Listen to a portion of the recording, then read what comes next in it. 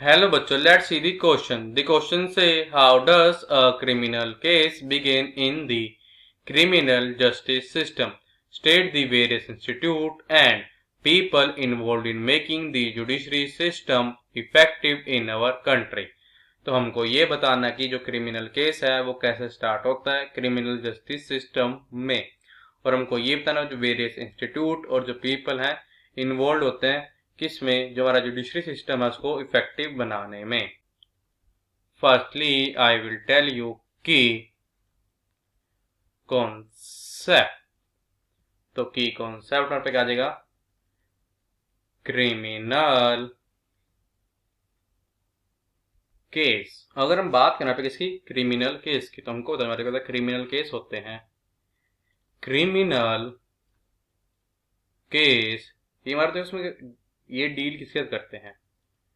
Deals with, देखो जब क्या होता है, जो लॉ ने डिफाइंड किया है ना जिसको एज ए ऑफेंस, जो केसेस इंच जो है डील्स करते हैं उसको बोलते हैं हम criminal cases.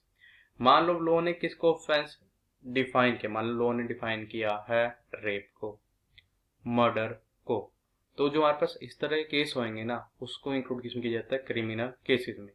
Criminal cases deals with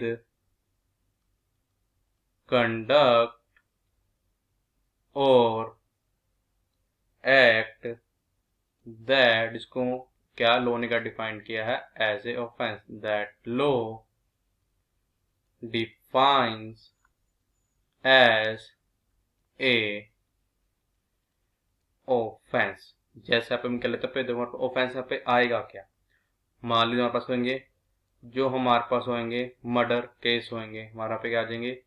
जो हमारे पास रेप केसेस आएंगे जिनको लॉ ने कर रखा है एज ए ऑफेंस, क्या कर रखा है? डिफाइन कर रखा है। तो इस तरह के केस जो है उनको डील किया जाता है क्रिमिनल केसेस। इनको मानते हैं कि हमारे पास क्रिमिनल केसेस हैं।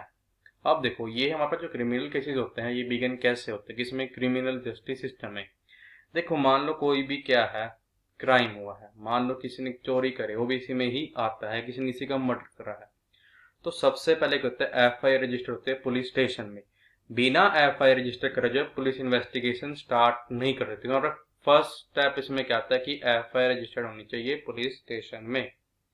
हमारा नेक्स्ट स्टेप कहता है कि जो पुलिस है ना एफआईआर रजिस्टर्ड होगी उसको करेगी पुलिस इन्वेस्टिगेशन करेगी स्टार्ट। अब देखो जो पुलिस इन्वेस्टिगेशन स्टार्ट होगी सारे करेगी, एविडेंस को करेगी कोलेक्ट। मान लो किसी का क्या मर्डर हुआ है, किसी ने चाकू से उसको मारा है, तो पुलिस उस चाकू को फाइंड करेगी। फिर पुलिस देखेगी चाकू पे किसके निशान है। ऑल्सो मान लो आसपास कोई कैमरा लगा होगा जहाँ पे क्राइम हुआ है, तो पुलिस कैमरे की रिकॉर्डिंग भी देखेगी। तो पुलिस ऐसे काफी सारे करेगी, एविडेंस को कलेक्ट करेगी ताकि वो एक स्ट्रॉन्ग केस बना सके एक्यूज्ड के अगेंस्ट, जिसने क्राइम करा है उसके अगेंस्ट, ताकि उसको सजा मिल सके। और अगर कोई विटनेस है तो उसके करे उस स्टेटमेंट को रिकॉर्ड भी करेगी। मान लो किसी पर्सन ने कोई क्राइम होते हुए देखा, मान लो एक पर्सन देखा एक मर्डर होते हुए देखा, तो उस विटनेस की स्टेटमेंट पुलिस करेगी रिकॉर्ड। वो बताएगा कि हाँ मैंने देखा था कि इस बंदे ने उसका मर्डर करा है। उसका करेगी पुलिस, क्या करेगी? एक चार्जशीट बनाएगी, पुलिस सबको बताएगी हमारे पास भी ये एविडेंस है, और इस एक्ट के अंदर मीन्स इसी धारा के अंदर उस पर क्या है? केस बनता है। फिर उसको क्या है? एक केस फाइल कर दी किसमें? कोर्ट में। अगर हमें बात करें इंस्टीट्यूशंस की तो हमारे पास है एक district court, high court and supreme court. जो सुप्रीम कोर्ट है ये हमारे पास क्या है? सबसे बड़ा कोर्ट है। सबसे बड़ा कोर्ट का मतलब ये नहीं कि हम बात कर रहे हैं एरिया की, यहाँ पे बात कर रहे हैं पावर की। देखो अगर सुप्रीम कोर्ट ने कोई फैसला सुना दिया तो उसके अगेंस्ट आप ना तो डिस्ट्रिक्ट कोर्ट में ना हाई कोर्ट में अपील कर सकते, बट अगर डिस्ट्रिक्ट और हाई कोर्ट का कोई फैसला आ गया तो उसके अगेंस्ट आप सुप्रीम कोर्ट में अपील कर सकते हो उसके डिसीजन के अगेंस्ट। अगर हमें बात करें हमारे पास जो पीपल के अंदर होता है इन्वॉल्व होता है पुलिस। देखो पुलिस का कितना इंपॉर्टेंट काम है, पुलिस करते हैं इन्वेस्टिगेशन करेगी, एक्यूज को भी अरेस्ट करेगी, पुलिस हमारी एविडेंस अच्छे से कलेक्ट करेगी, विटनेस के स्टेटमेंट को भी रिकॉर्ड करेगी। तो पुलिस का काफी एक इंपॉर्टेंट रोल आता है हमारा इसमें क्रिमिनल जस्टिस सिस्टम में, बिकॉज पुलिस का ही मेन काम क्या है? असली कातिल को ढूंढना, उसको कोर्ट में पेश करना। एक ऐसा था जिसने असली जो मुजरिम है उसको ढूंढना और उसको कोर्ट में करना पेश। फिर अब आता है पब्लिक प्रोसिक्यूटर। देखो पब्लिक प्रोसिक्यूटर करेगा जो भी पुलिस एविडेंस कोलेक्ट करेगी उसको कोर्ट में पेश करेगा। जो पब्लिक प्रोसिक्यूटर होता है हमारा, वो करता है स्टेट के इंटरेस्ट को भी रिप्रेजेंट करता है कोर्ट में। अब पब्लिक प्रोसिक्यूटर क्या करेगा, मान लो जो पुलिस ने मान लो कोई विटनेस मिल गया उसको, तो उसको भी कोर्ट में पब्लिक प्रोसिक्यूटर पेश करेगा और फिर उसकी गवाही जो है वो कोर्ट में दिलाएगा। फिर अब आता है डिफेंस लॉयर।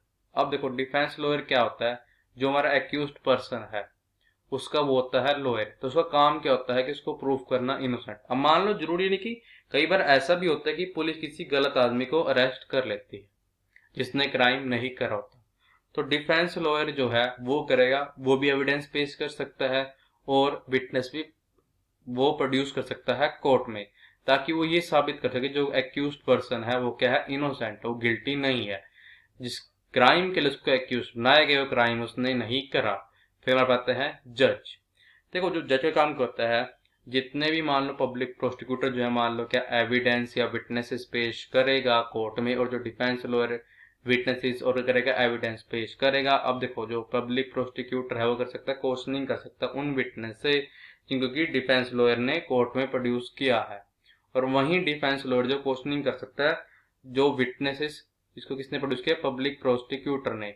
अब इन सब को देखने के बाद जो विटनेसेस हो गए, सारे एविडेंस हो गए जो कोर्ट में पेश किए जाएंगे, जो हमारे ऑनरेबल जज साहब है वो डिसाइड करते हैं कि पर्सन गिल्टी है या नहीं है, और वो डिसीजन भी सुनाते हैं कि इसको इतने साल की सजा होगी। वो सब किसे डिपेंड होता है, सारा डिपेंड होता है हमारा लॉ पे। यही तो हमको बताना था, हमने बता दिया, यही क्या हमारा रिक्वायर्ड आंसर है। I hope you understood it well. All the best. Thank you.